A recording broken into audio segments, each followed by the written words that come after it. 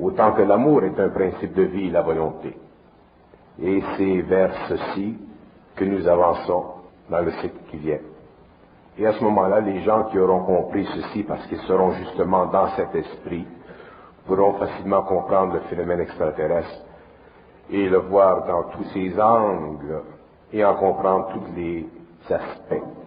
La planète Terre est totalement contaminée par la pensée et l'émotion. Et l'homme, et quand je dis l'homme, je dis l'individu, je ne parle pas de la collectivité des nations.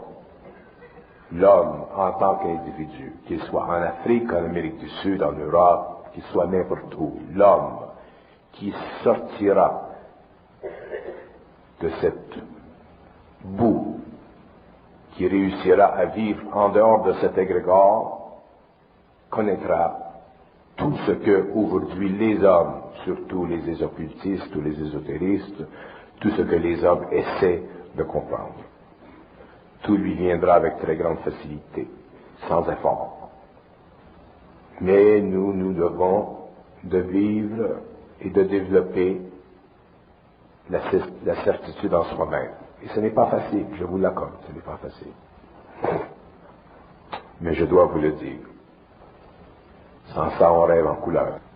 Je pense qu'il y a encore une porte de sortie, c'est que jamais il n'arrive aux humains l'expérience au-dessus de ses capacités. Ça reste une loi cosmique. C'est une loi d'harmonie.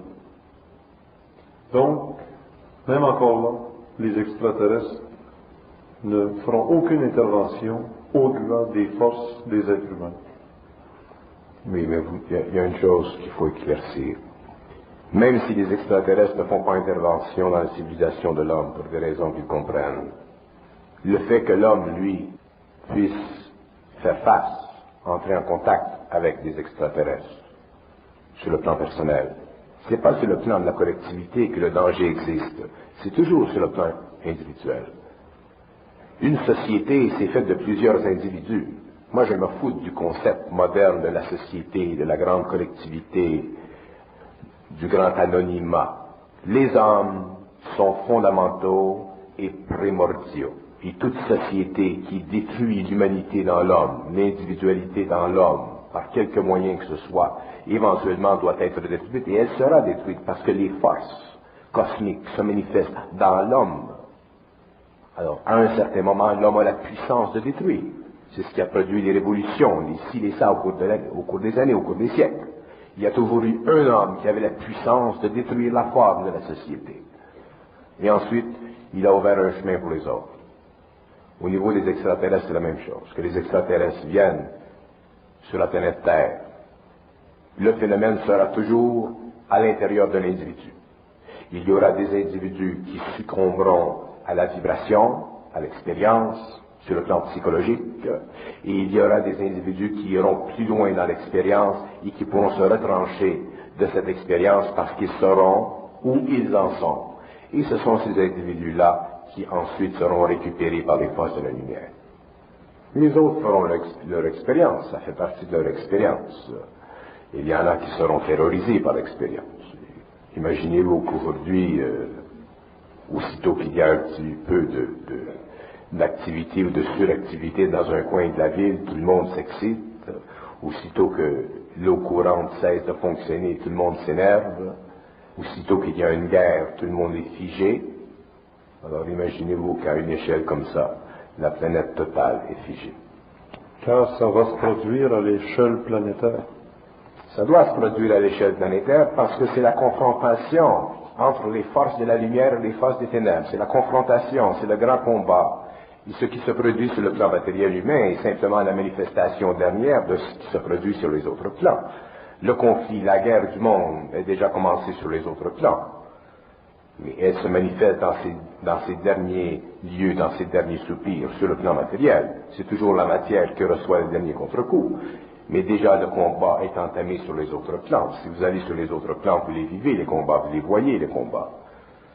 Alors, une fois que ces combats sont descendus dans la matière, l'homme, lui, qui est dans la matière, vit ces combats. Il n'est pas capable de voir au-delà des illusions, des forces qui sont en fonction. Pourquoi? Pourquoi? Parce qu'il n'a pas le discernement. Les extraterrestres qui viennent sur la planète Terre et qui vont dans des champs aux États-Unis ou dans différents pays pour détruire les animaux n'ont pas le droit de faire ça. C'est contre les lois de la vie. C'est une interférence dans le champ psychologique de l'évolution humaine au niveau du sens moral de l'homme envers la vie. Alors déjà, l'homme devrait savoir que ces entités sont des entités d'origine négative. Est-ce qu'on peut parler des 25 000 personnes en moyenne capturées aux États-Unis dans une année? Tout ça, toute la capture, l'abduction, abduction, comme on dit en anglais. On a le droit de voler un homme d'une planète, c'est un vol. On n'a pas le droit de voler un homme d'une planète. Ou des enfants? La même chose. Vous aimeriez, vous, qu'on descende chez vous là, dans la nuit, qu'on vous amène? Toujours en nous demandant, malgré tout, si ça nous intéresse d'aller avec eux? Non, c'est le plus grand danger. Ça vous intéressera toujours. Il faut que vous sachiez intérieurement si c'est bon. Si vous sachez intérieurement, ou si vous savez par télépathie que c'est bon, alors vous allez. Mais vous savez à ce moment-là que tout fait partie de l'évolution de votre vie personnelle et de la civilisation. C'est un atout. Mais vous ne pouvez pas partir comme ça. Vous ne pouvez pas rentrer dans un vaisseau comme ça. Mais si vous n'avez pas la conscience, vous n'aurez jamais le pouvoir de freiner leur contact avec vous. Ils sont trop puissants. Ils vous regardent et ils vous commandent. Pourquoi je suis contre l'hypnose? Il y a des gens qui font de l'hypnose et qui parlent d'hypnose. C'est très dangereux, l'hypnose. Je ne dis pas qu'il n'y a pas des gens qui font de bonnes choses avec l'hypnose. C'est pas ça que je dis. Je dis que l'homme ne peut pas se permettre d'être hypnotisé. On ne peut pas soumettre notre esprit à l'esprit d'un homme. Le principe est mauvais. L'homme doit être autonome. Et ces êtres-là qui ont un pouvoir hypnotique extraordinaire, lorsqu'ils entrent en contact avec l'homme, lui suggère et ça fonctionne tout de suite. Il n'y a plus rien à dire. Regardez ce qui est arrivé à Barney Hill et l'autre. Mais pour que l'homme ne soit pas sujet à l'hypnose, il faut qu'il soit en relation avec ses êtres, il faut qu'il soit très mental. Il ne faut pas qu'il n'y ait d'émotion, il faut qu'il soit mental, il faut que son mental inférieur et son mental supérieur soient en communication, il faut qu'il sache ce qui se passe à chaque moment de l'intrusion dans son espace-temps. Sans ça, on devient un cobaye. Miguel, c'est un exemple. Jean Miguel. Il a très bien intitulé le livre, Cobaye des extraterrestres. Comment des extraterrestres peuvent dire à un homme, nous te possédons? Nous te possédons. Il y a une dame qui est peut-être ici ce soir parce que justement, elle a eu l'invitation de partir. Elle sait qu'il y a eu des gens qui sont partis. En partant dans la cuisine, une porte s'ouvre dans une autre dimension. Il y a des maris qui cherchent encore leur épouse. La tasse de café est restée sur la table chaude. C'est pas un kidnapping parce que la maison était barrée de l'intérieur. Moi, je lui disais quand même que c'est dans son fond intérieur qu'elle va trouver si elle doit partir ou pas. Et de votre côté, vous dites, en fin de compte, sa place, c'est ici. C'est en relation avec notre propre vibration. Ça doit toujours être en relation avec notre propre vibration interne qu'on doit subir certaines expériences ou d'autres. Il faut savoir. Si l'homme est en contact avec le supramental va lui expliquer telle chose. On va lui dire, tu vas partir pour 2 semaines, on va faire telle chose, on va transmuter les vibrations de ton corps matériel, on va expliquer. Il est dans la confiance intérieure, il est dans la conscience interne, il est dans sa propre énergie de vie, il est dans sa propre intelligence. Il n'est pas dans l'intelligence d'une autre personne.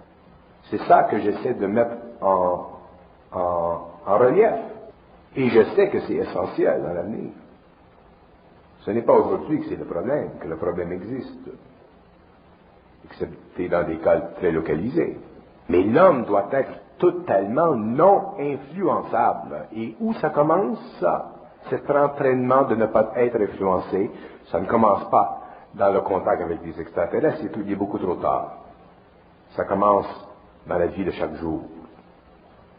Ça commence dans le bureau. Ça commence avec toutes les formes qu'on reçoit tous les jours et qui nous influencent, et qui nous enlèvent notre individualité, qui nous enlèvent notre faculté de penser. Pourquoi? Parce qu'elles vivent ces influences, elles se nourrissent de notre émotion. Et tous les hommes souffrent de ça. Tous les gens vivent, comprennent ce que je veux dire, mais les hommes n'ont pas la volonté, n'ont pas la force, parce qu'ils sont déjà trop prisonniers de ces formes. Alors vous vous imaginez le contact avec des extraterrestres, pour eux, c'est coucher avec Salvador Dali. Et je vous dis ça, et je sais que ça intéresse les gens, ils trouvent ça intéressant, mais vous ne réalisez pas ce que je dis.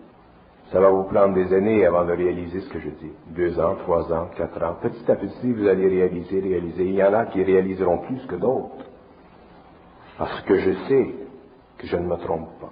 Que tous les hommes ont en eux un siège. Et ils veulent être les conducteurs dans leur siège. Mais le pouvoir a été érodé. Tant que les choses vont bien, tant que l'homme n'est pas en relation avec des forces cosmiques, ça va. Mais lorsque l'homme commence à être en relation avec des forces cosmiques, que ce soit sur le plan des extraterrestres ou même que ce soit sur le plan purement occulte, comme certains d'entre vous connaissent, vous comprenez ce que je veux dire. C'est un combat pour l'esprit de l'homme dans le cosmos, sur le plan matériel comme sur les autres plans. C'est le combat pour l'esprit de l'homme. Et très peu d'hommes pourront passer à travers. Parce que très peu d'hommes verront les illusions créées par ces intelligences sur un plan matériel ou sur un autre.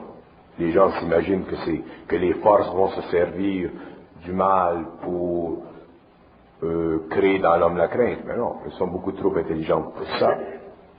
On va se servir du bien, on va se servir du beau, on va se servir du grand, on va se servir du sacré pour créer dans l'homme et maintenir en lui l'illusion de la forme.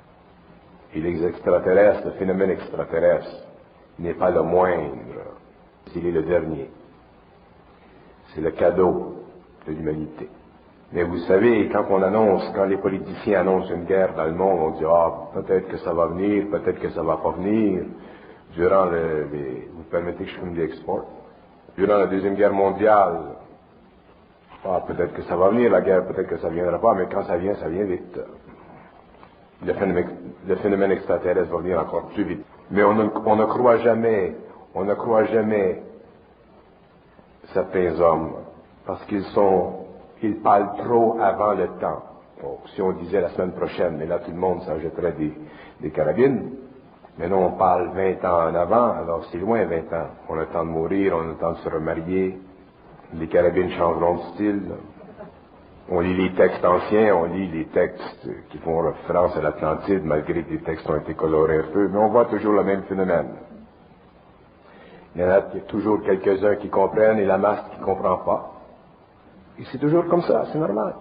Il y en a qui disent, qu'est-ce que vous avez contre les extraterrestres? Je n'ai rien contre les extraterrestres. C'est des gens merveilleux, certains, et d'autres, ce sont des écœurants. Mais non, pour eux autres, des extraterrestres, c'est tous des petits Jésus. Parce qu'ils sont extraterrestres, vous vous imaginez, vous autres, que le mal, ça existe seulement sur la planète Terre? Allez sur les plans, ceux qui vont sur les plans. Vous demanderez ça à Guy Croteau. Il y a des choses que l'homme doit subir et a subi pendant des siècles, ça faisait partie de l'évolution. C'était pour développer son intellect, son ego, son corps mental. C'était bon, c'était normal. Mais ça finit pas là, l'évolution. L'évolution, ça continue. Il y a un certain moment, l'homme doit revenir à la source. L'homme doit, à un certain moment, être en contact avec l'intelligence universelle en lui. Ça va de soi. Il vient de là. Il doit retourner là. Maintenant que les outils ont été développés, que l'homme est intelligent aujourd'hui, suffisamment pour comprendre des choses qui, il y a 2000 ans, 5000 ans, auraient été au-dessus de son esprit, maintenant que c'est le temps, l'homme doit avancer et faire un pas plus loin dans la reconnaissance de ce champ très vaste qu'est la réalité. Et on ne peut pas entrer dans cette réalité avec les conceptions que nous avons du passé, avec les conceptions que nous avons de la vérité, avec les conceptions que nous avons du mal. Nous ne pouvons pas entrer dans cette réalité avec ces conceptions. Nous devons voir tout en relation avec un autre œil. Et cet œil, c'est l'œil de la conscience supramentale. Et elle appartient à tous les hommes, cette conscience. Tous les hommes qui sont dans cette conscience se comprennent. Il n'y a plus de division dans l'intelligence de l'homme. c'est une unification totale, mais où l'individualité est totalement en vertu, le danger de la subjugation de l'esprit de l'homme par les formes qui créent la division dans l'esprit de l'homme à cause des sentiments de ce dernier devient de plus en plus grand à tous les jours. Et la situation va s'accélérer jusqu'à la fin du cycle. Et à ce moment-là, ce sera le contact à l'échelle mondiale avec ces chers joujoux, ces chers extraterrestres. Et ensuite, il y aura une autre vague. Ce qui est le plus difficile à la fin d'un cycle, c'est de faire reconnaître que nous sommes à la fin d'un cycle, parce que personne réalise, personne sent, personne veut savoir que nous sommes à la fin d'un cycle. Heureusement, aujourd'hui, avec la télévision, la radio et les nouvelles qui se propagent dans le monde, et le durcissement des artères entre la Russie et l'Amérique, il nous est plus facile de voir, surtout dans la contingence de l'évolution très rapide de la technologie moderne, que c'est peut-être possible.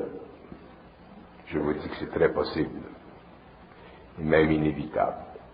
Mais c'est par soi-même qu'il faut savoir, pas parce qu'un autre nous le dit. C'est par soi-même. Je retarde de dire des choses en public justement pour empêcher que les gens s'accrochent à ce que je dis. Mais j'insiste pour que les gens en arrivent à développer leur propre système de référence interne, bien que ce système au début ne soit pas aussi clair qu'il peut l'être dans mon cas, il a la même qualité vibratoire. La sécurité de l'homme est en lui-même. Les extraterrestres ajouteront à la science de l'homme, ils ajouteront au rapport de l'homme avec la galaxie. Mais l'homme, lui, devra être suffisamment centré en lui-même pour diriger les opérations et non les subir. On doit être maître dans notre maison. Mais on rationalise n'importe quoi. Si je dis ça à des gens, il y en a d'autres qui vont dire « Ah, mais oui, mais vous vous imaginez qu'on est particulier, que l'homme, c'est un être spécial, on retombe dans les valeurs spirituelles de l'humanité, et ainsi de suite. » Non, c'est pas ça que je veux dire. Je veux dire que l'homme doit être centrique. L'homme doit être autonome, l'homme ne doit pas être influençable de l'extérieur, et que l'homme doit avoir sa propre connexion interne, universelle, qui lui permette d'échanger avec tous les hommes et de pouvoir contrôler l'évolution de la planète Terre et de pouvoir siéger en permanence dans les sièges interplanétaires de la galaxie et accélérer l'évolution de la planète sur le plan science, sur le plan mental, sur le plan conscience. La vie de l'homme aujourd'hui, et quand je parle de l'homme d'aujourd'hui, je parle de l'homme ancien qui deviendra l'homme nouveau, est un exercice en patience. Ceux qui sont marqués pour l'évolution avec les forces de la lumière sont marqués, et ces hommes reconnaîtront en eux, à un moment donné dans leur vie, qu'il y a une connexion avec l'invisible, et leur vie deviendra un pas de course en attendant les événements. Et ce sont réellement ces hommes ou ces femmes, ou c'est avec ces hommes et ces femmes que je corresponds, même si je parle à la multitude. Parce que déjà ces hommes et ces femmes sentent, certains savent, et d'autres sont certains.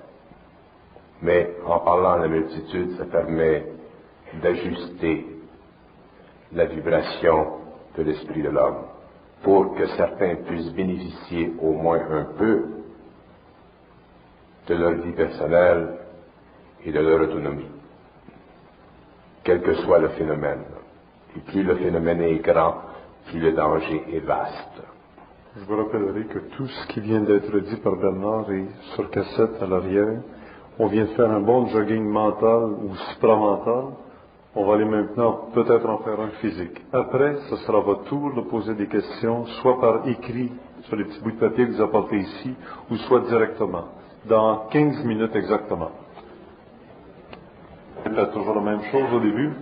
Il y a des questions qui ont sûrement déjà été posées plusieurs fois à Bernard. Alors, je commence d'abord par celles qui sont nouvelles, qui sont dans le cadre de la soirée de ce soir, quitte après, si on a le temps, puisqu'on termine toujours à 11 heures. Si on a le temps, ben là, on passera les autres questions. Bernard, peux-tu expliquer le rôle du maître qui s'occupe de moi en tant qu'âme et quelle est sa relation ou sa collaboration avec mon ajusteur de pensée? Bon. C'est une question importante, ça. Ce que vous appelez le maître intérieur, c'est un personnage, c'est une entité, c'est un ego intelligent, c'est une intelligence en évolution qui évolue sur son plan et dont le rapport avec vous fait partie de son évolution. Ce maître n'a sur vous aucun pouvoir. Il doit respecter l'illusion de votre libre arbitre, qui est une illusion universelle, lorsque l'homme est dans la matière.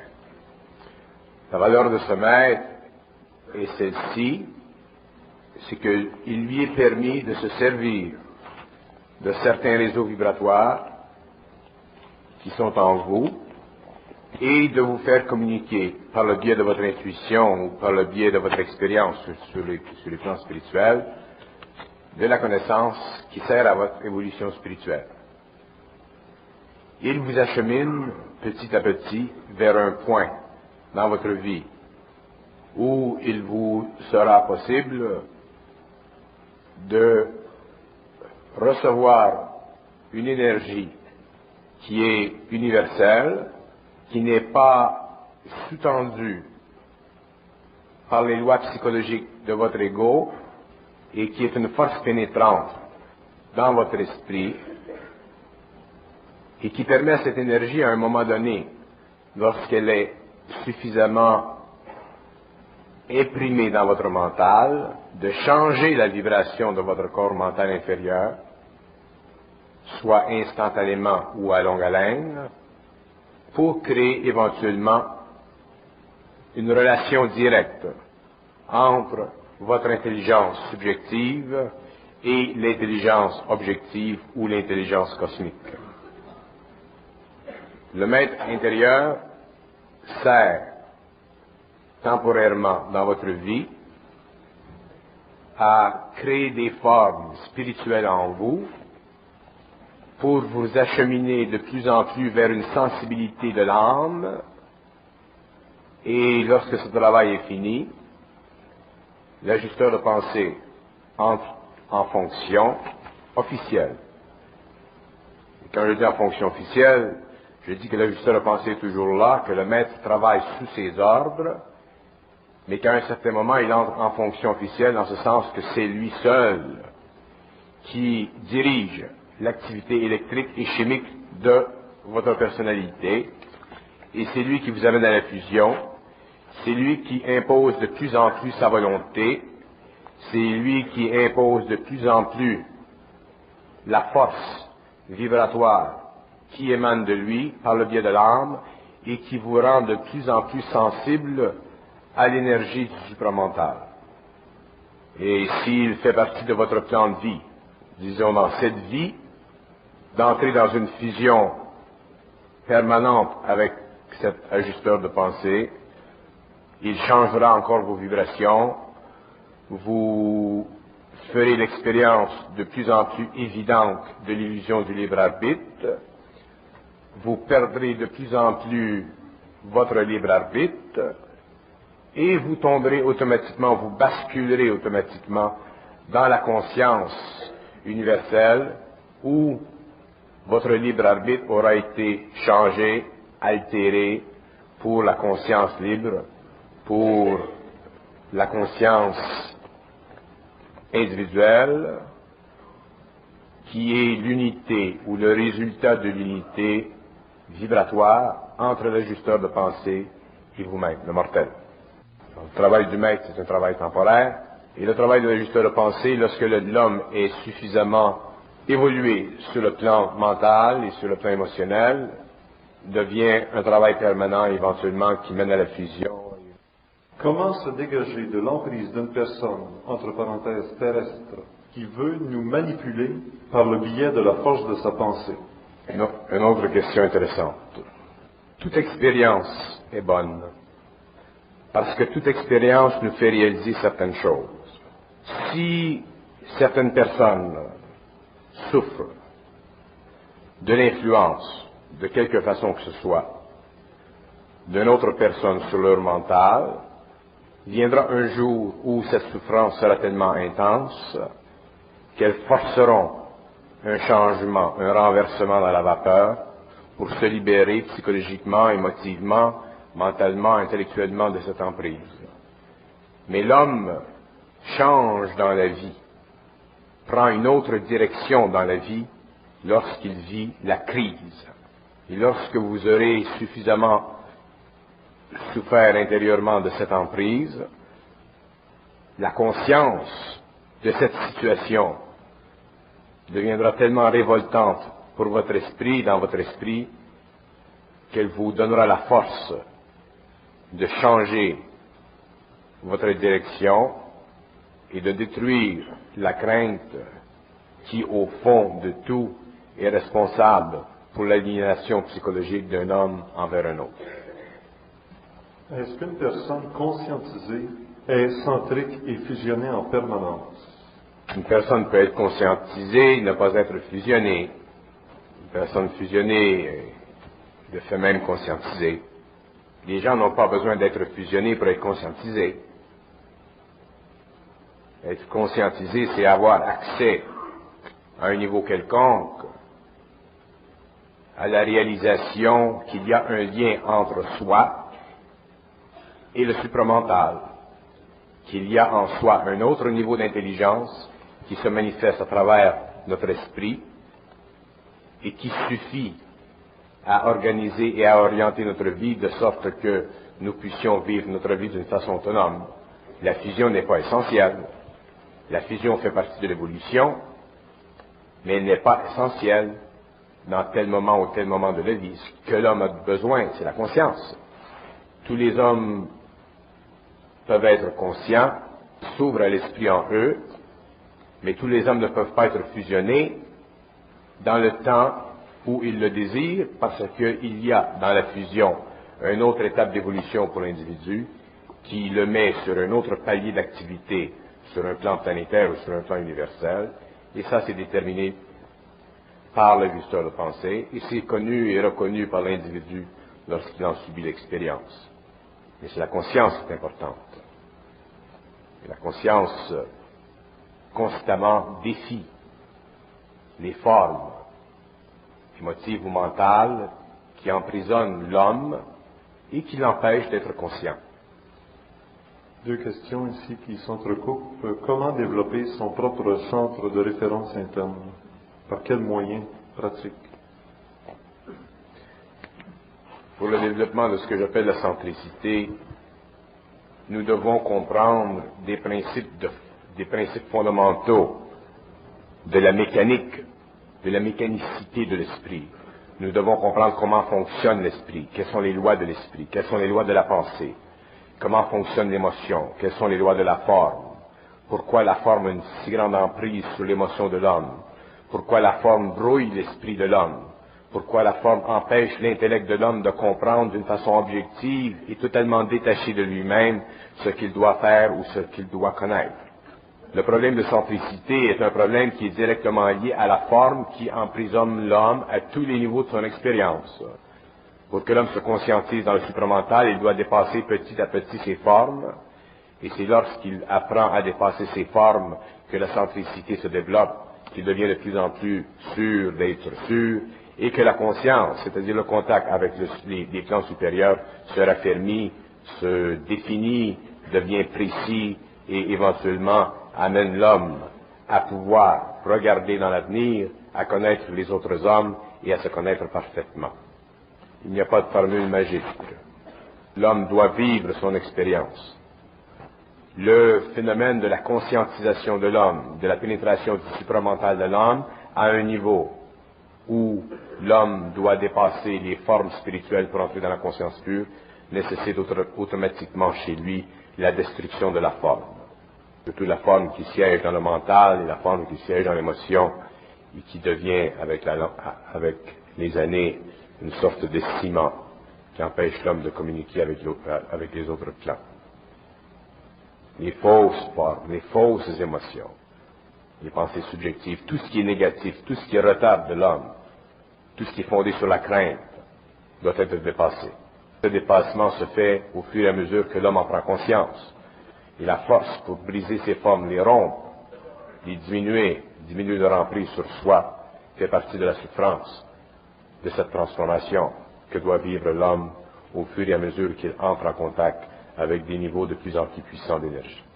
La conscience, ça n'a pas de fin. Est-ce que notre conscience agit parallèlement avec notre intuition, ou est-ce la même chose, subjuguée par un certain conditionnement, soit familial, soit par l'éducation, par la tradition? L'intuition fait partie de la conscience, mais l'intuition n'est pas ajustée chez l'homme. Il y a de l'émotion qui brouille l'intuition, il y a des idées qui brouillent l'intuition. Si l'homme avait une intuition totalement libérée des émotions, des formes émotionnelles, des formes mentales, il pourrait se fier à son émotion, pourrait vibrer en relation avec cette énergie qui se situe dans le plexus solaire ou qui se situe dans le mental, et l'homme pourrait facilement avoir accès à de l'information le concernant dans sa vie personnelle, à quelque niveau que ce soit, et pourrait se fier à cette information. Mais les formes en lui, mentales ou émotives, retardent ou diminuent ou brouillent sa réceptivité, un peu comme la statique brouille la réceptivité sur un radio. Il y a beaucoup de maîtres spirituels dans le monde actuellement qui se disent en affiliation avec le cosmos.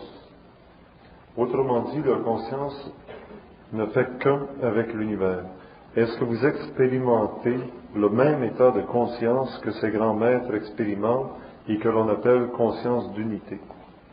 C'est une question qui me forcerait à catégoriser mon état ou ma personnalité intérieure ou mon état d'esprit. Et ce n'est pas important pour vous de connaître mon état d'esprit ou ma vie interne.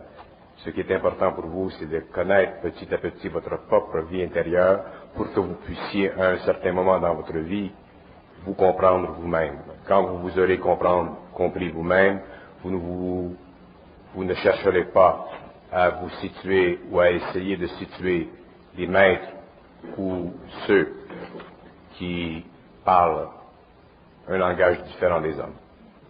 Occupez-vous de vous-même, occupez-vous pas des autres. Parce que même si vous ne le réalisez pas, aussitôt que vous vous occupez d'un autre, d'un maître, vous créez en vous une forme spirituelle qui vous enlève votre autonomie et qui vous empêche de réaliser votre propre unité avec ce que les maîtres appellent l'universel. Apprendre, c'est s'imprégner d'une vibration jusqu'à la compréhension. Apprendre, c'est découvrir ce que l'on sait déjà. Quelles sont les possibilités et les limites de l'éducation, de l'enseignement, de l'endoctrinement? Il n'y a pas de limite à la perception vibratoire d'un enseignement ou d'une doctrine ou d'un endoctrinement. Un homme peut recevoir à l'infinité sans arrêt, pourvu qu'il y ait entre lui et celui qui émet la vibration une harmonie vibratoire. Mais dès que l'harmonie vibratoire cesse d'être manifeste entre un homme et un autre, pour quelque raison que ce soit, cet homme doit cesser son activité en relation avec l'autre qui émet cette vibration. Tant que l'on peut parler, tant que l'homme peut parler, tant qu'un être peut parler, il peut créer une vibration qui s'imprègne dans le mental d'un autre. Il n'y a pas de fin au discours créatif, mais l'homme qui reçoit la vibration, qui est imprégné de la vibration, doit sentir si la vibration lui plaît, si la vibration est en harmonie vibratoire avec lui intérieurement. S'il n'y a pas cette harmonisation, quelle que soit l'apparence physique, matérielle, l'expression extérieure de la personnalité, quelle que soit l'enjeu de la personnalité, quelle que soit la popularité de la personnalité qui parle, cet homme doit être sur ses gardes, parce que plus une personnalité est puissante, plus elle est dans le public, plus elle est grande sur le plan humain, plus elle peut être dangereuse. Parce que justement, elle est plus grande sur le plan humain. Parce qu'elle déploie dans son potentiel créatif une forme de plus en plus puissante. C'est pourquoi l'homme, l'individu qui reçoit la vibration, doit être seul juge de la valeur vibratoire de cet homme. Il ne doit jamais demander à cet homme s'il est ci ou s'il est ça. Parce qu'un homme qui est quelque chose dira toujours qu'il est quelque chose pour prouver devant l'autre la vertu de ce qu'il est. L'individu seul peut déterminer et doit déterminer la vibration, le caractère vibratoire de l'homme qui parle. S'il y a sympathie vibratoire, tant mieux. S'il n'y a pas, il doit couper les ponts, quelle que soit la popularité de celui qui parle. Ici, c'est signé par une femme libérée. Une femme libérée ou une forme? Une femme, pas libérée de la forme. Ce sont toujours des hommes qui sont représentés par les grands initiés, Krishna, Rama, Bouddha, Hermès, Jésus-Christ, Mahomet, etc. Bernard. Je n'ai rien contre l'aspect masculin, au contraire, mais y aurait-il un jour des femmes, l'aspect féminin, représentant ces grands êtres? Les femmes libérées ne comprennent pas ce qu'est la libération. Ils sont emprisonnés dans l'esprit de leur libération. Une femme, c'est un esprit dans un corps mort, dans un corps femelle, comme un homme est un esprit dans un corps mâle. Il n'y a pas de différence entre une femme et un homme. La différence est simplement sur le plan matériel. Et si les initiés prennent des corps mâles pour s'incarner et pour faire un travail, c'est parce qu'il y a, sur le plan matériel, certaines résistances psychologiques dans le mental humain mâle qui permettent une meilleure activité sur le plan humain. Ce n'est pas parce que les initiés sont plus ou moins entachés d'une valeur ou d'une autre. Le corps mâle a certaines résistances que le corps femelle n'a pas, ainsi que le corps femelle a certaines résistances que le corps masculin ne possède pas. Alors on se sert toujours du meilleur véhicule pour faire tel ou tel travail. Tout le reste, c'est de la philosophie de la femme libre, et c'est une philosophie qui empêche la femme libre de voir objectivement l'importance de son rôle en tant que femme à l'intérieur de sa propre destinée. Si l'évolution de l'homme et de la femme au cours des siècles se fait de sorte que la femme devient majorative dans la société, à ce moment-là, ce serait normal que la femme, un corps femelle, soit empruntée pour l'exercice d'un mandat cosmique quelconque. Mais dans le passé de l'humanité, il en a été autrement.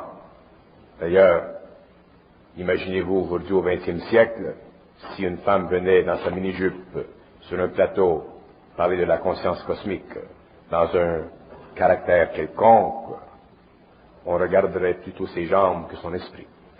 Parce que l'homme n'est pas mental. Alors ce n'est rien contre la femme, c'est que contre la condition humaine de l'homme et de la femme. Moi, si j'étais femme, je serais bien. Et malheureusement. Mais je créerais beaucoup de tension à d'autres femmes qui ont des maris. Expliquez. Il y aura des conditions qui seront difficiles même pour les élus, car les élus ne seront pas fusionnés, ils seront très conscients. Les fusionnés auront-ils transféré de plan? Ce que l'on appelle dans les textes ésotériques ou les textes bibliques, les élus, ce sont les êtres qui auront le pouvoir de dépasser l'illusion de la forme. Et dans cet acheminement vers cet état d'esprit qui est totalement extrasensoriel, extra-humain, totalement abstrait en relation avec la conscience concrète de l'homme d'aujourd'hui, il est évident que ces êtres, ces hommes, ces femmes vivront des moments difficiles, mais leur conscience sera suffisamment développée pour leur permettre de discerner au bon moment la chose qu'ils devront connaître pour avoir accès à un niveau de vibration suffisant pour passer de l'autre côté. expliqué, vous avez déjà dit, l'atome est la plus petite particule qui peut être amenée à se soustraire des lois de l'esprit.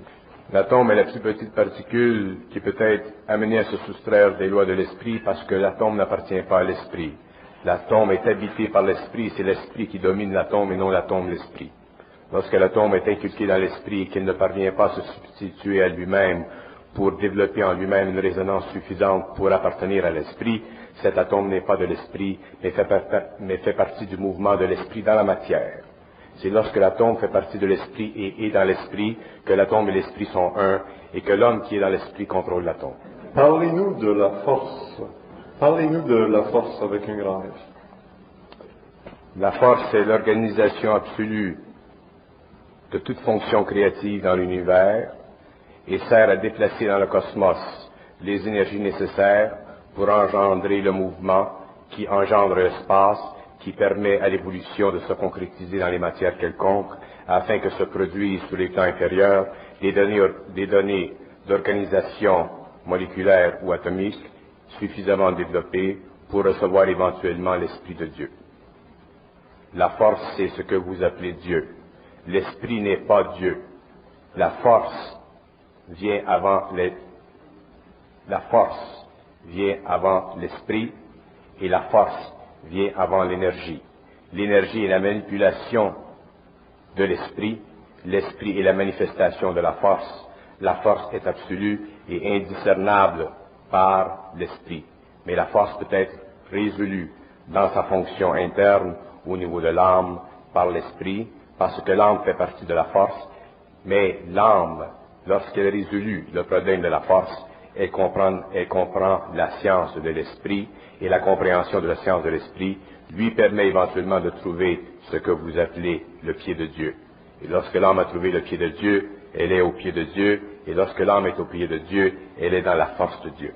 Et si l'âme se manifeste sur un plan quelconque, dans quelques domaines ou départements du cosmos, elle est capable d'agir en toute sagesse, et si elle s'incorpore dans une matérialité pour permettre une évolution quelconque, cette matérialité représente sur le plan inférieur un aspect harmonieux de ce que vous appelez la force.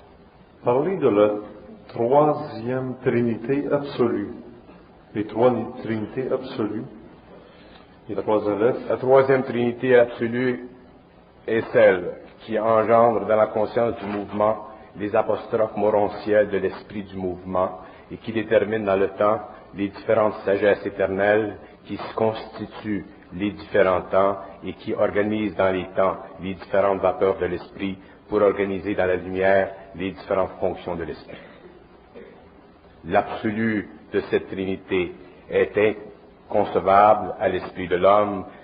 Mais qu'est-ce qui unit ces trois Trinités? Dans l'absolu, dans cette Trinité absolue, il y a des fonctions divergentes. Et la fonction fondamentale de cette Trinité absolue est sa capacité d'engendrer l'illusion parfaite de l'espace.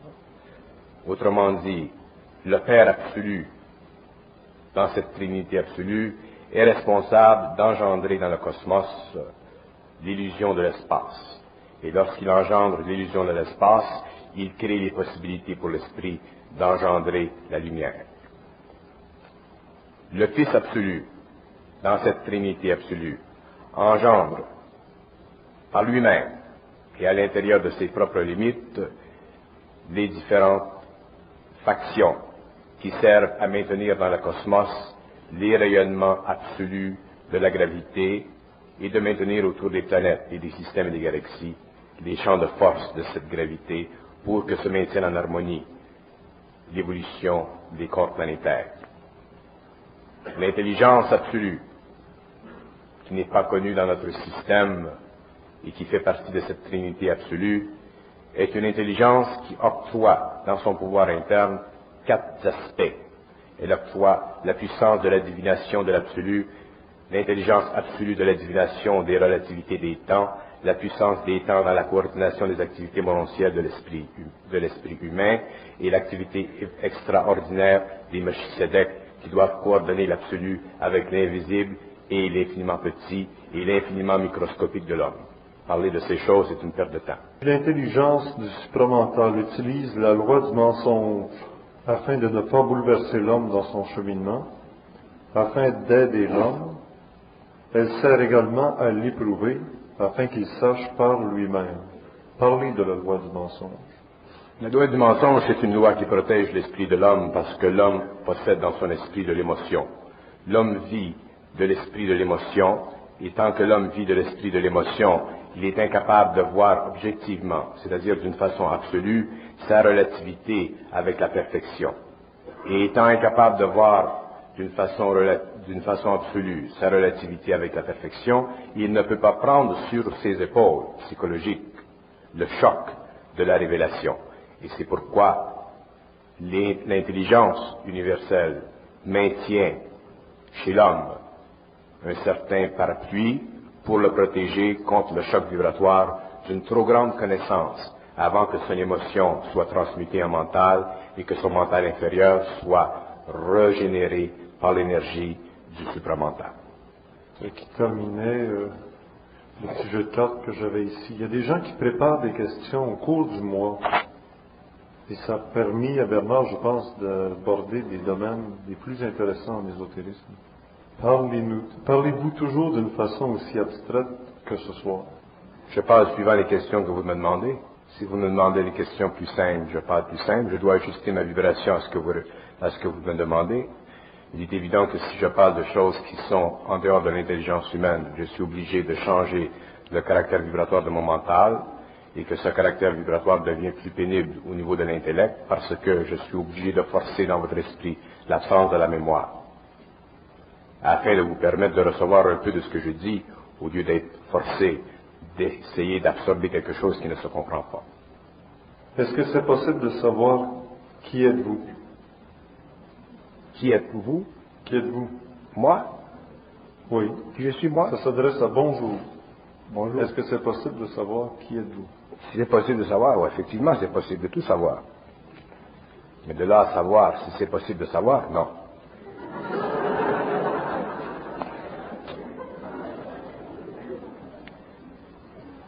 Pas parce que je ne veux pas le dire, mais parce que si je le disais, ce serait pas bon. Ce serait de créer pour vous une forme. Et Dieu sait si vous en avez assez. Richard m'a trouvé un beau nom, Bernard de Montréal. Montréal, c'est une île. Quand je suis seul dans la maison, je sens la présence d'une personne près de moi. Qui est cette personne? Peut-être n'importe qui.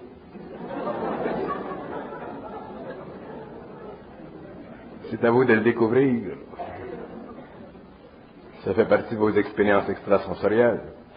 Mais comment? Avec le temps, peut-être vous pourrez la voir. Avec le temps, peut-être vous pourrez la discerner. Votre vision astrale se développera.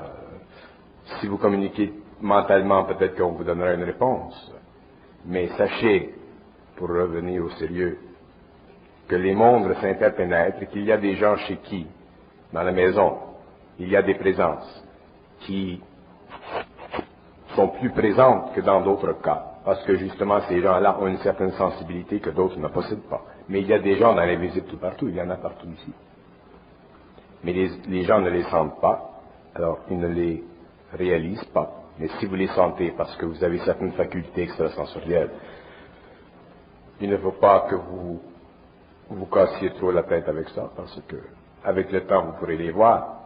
Et en attendant, faisant l'expérience, essayez de ne pas être trop nerveux. Ils ne peuvent pas vous faire de mal. Il y a des gens qui ont de grandes sensibilités, qui peuvent sentir des êtres autour d'eux, qui peuvent se sentir se toucher. Ça fait partie de leur expérience pour les amener à détruire la crainte de l'invisible. Il y a des raisons pour tout. Si on vous habitue pendant 10 ans, 15 ans à sentir une présence dans la maison, vous développez une certaine résistance émotive à l'invisible, et un jour, lorsque le temps sera venu pour d'autres expériences, vous aurez été préparé. Qu'en pensez-vous des psaumes de David? Très grand, très beau. Est-ce bon de les lire souvent? Tant que vous les lisez, vous engendrez en vous une grande spiritualité, mais aussi vous créez un égrégore qui rattache votre esprit au passé. Pour attacher trop votre esprit au passé, vous allez avoir de la difficulté à le projeter dans l'avenir. Ce qui a servi dans le passé, a servi dans le passé. Quand vous êtes à l'école, que vous allez à l'école, vous avez lu des livres lorsque vous étiez en 7e année, en 8e année, aujourd'hui vous êtes rendu en 11e année, en 12e année, ou à l'université, vous ne relisez plus ces livres. Vous avancez vers l'avenir. Il en est de même pour les connaissances. Il en est de même pour les textes. Il en est de même pour le matériel spirituel de l'humanité. L'homme doit un jour vivre totalement intérieurement dans le présent et aller vers l'avenir. Sans cela, vous allez lire les psaumes toute votre vie, vous allez vous spiritualiser toute votre vie, mais vous n'atteindrez jamais la conscience pure.